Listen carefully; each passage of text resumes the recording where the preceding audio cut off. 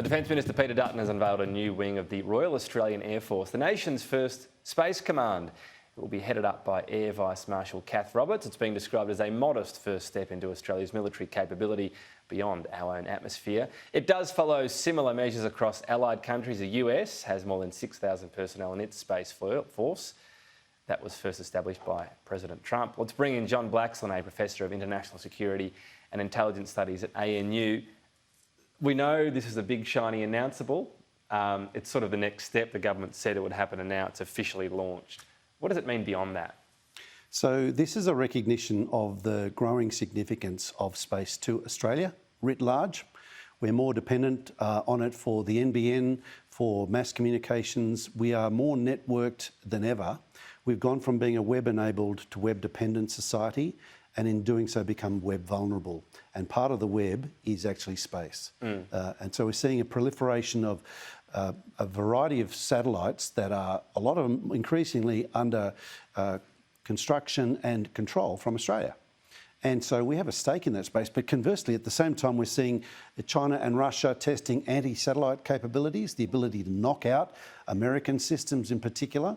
So there's Which the Russians did recently, and there was consternation around just huge. the danger of space junk as Absolutely. a result. So that's one thing. But also, I suppose, the consternation is what they're practicing for, right?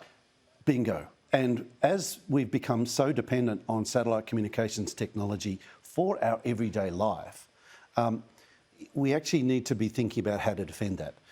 And with China and Russia actively looking to provide an offensive capability for in extremis, but you know what we've seen in Ukraine in the last month demonstrates that we actually have to be more robustly postured for extreme circumstances that might arise. And a space command makes sense. It's a modest increase and it's a modest start point. Right. And so what we're talking about is any other sort of, I suppose, major conflict element. You need to have capability to discourage nations from taking that action, from taking out a satellite that affects you.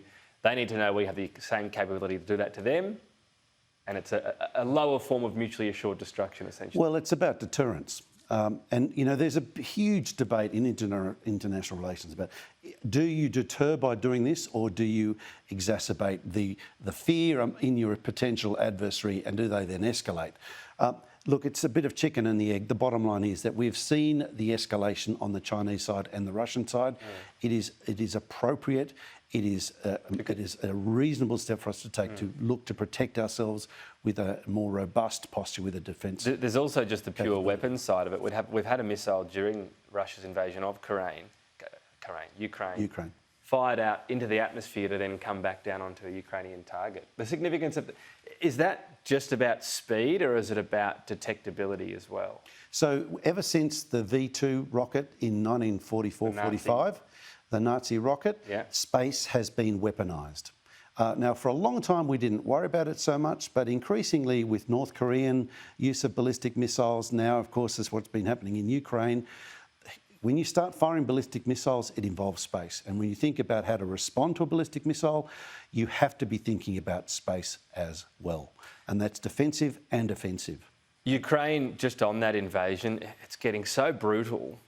What is striking me is just Russia's willingness to basically level cities. I mean, whatever's happening here, the tragedy is, whilst we hope there's a ceasefire and we get why Ukraine doesn't want to do it on Russia's terms, the longer this goes, civilian deaths, but also what on earth will these people ever move back to? How can you, I mean, rebuilding this is going to be an astonishing project for all of Europe's going to need to help with this. Yeah, no, exactly right. So I think what we're at now is a situation, and you know, other pundits have made this point.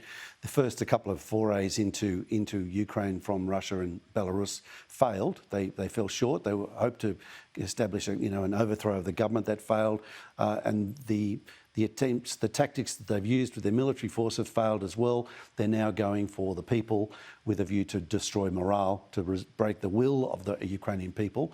And this is, I think, what's so important, that we provide as much support as we can. It's unfortunate that President Biden's gone out and declared what he won't do.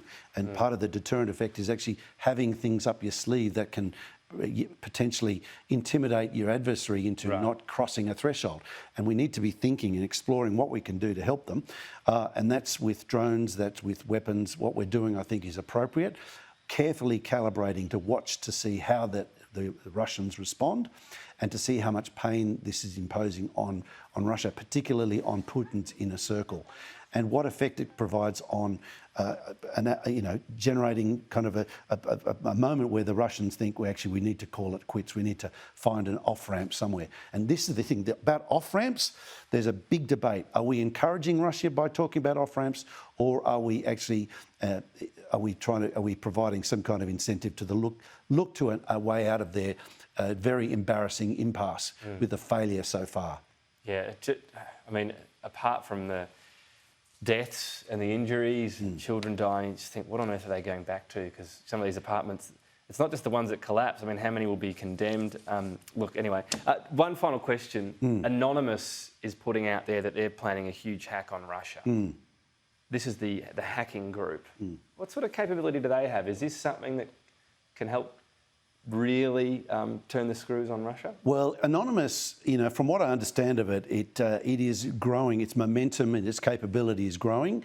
It's getting a reputation for a kind of group-funded, collaborative effort by like-minded people who are very upset at abuse of power. And Anonymous has been, operated against many countries over the years, and this one has really struck a chord with, the hackers of Anonymous, and they're now getting to the point where they've got the critical mass to impose costs on Russia that are on an industrial scale, it appears.